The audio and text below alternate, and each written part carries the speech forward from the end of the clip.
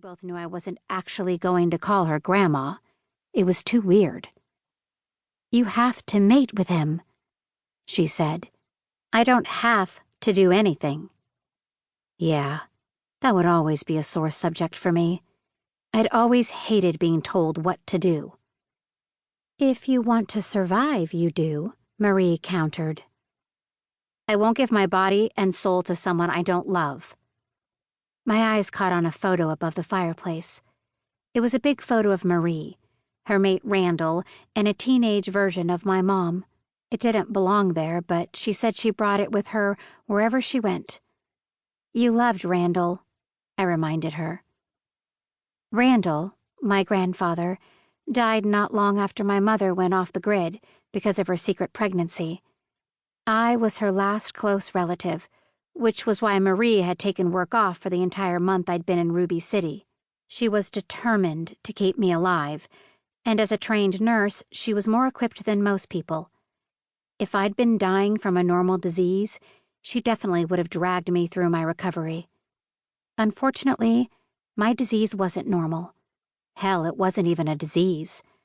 I'd taken permanent damage from holding all those packs before I left New York, damage so bad that only a ruby wolf could heal. After I mated with him, that is.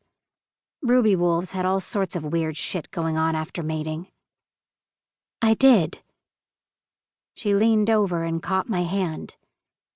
"But you could love Ezra, if you gave him a chance.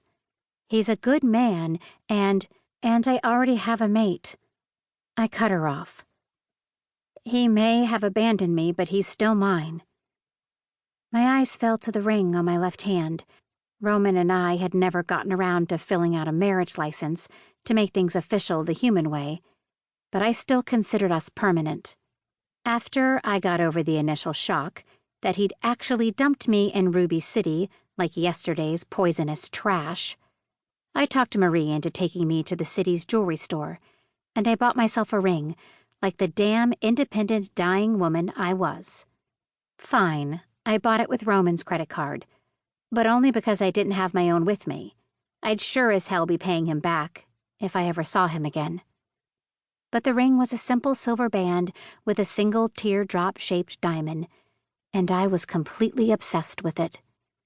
Hell, I even bought Roman one too, not a diamond one, obviously, but a thick ring made of metal and wood. I'd worn it on the middle finger of my right hand since it arrived, and although it was huge enough to slide off my sickly fingers, I hadn't let go of it for a second.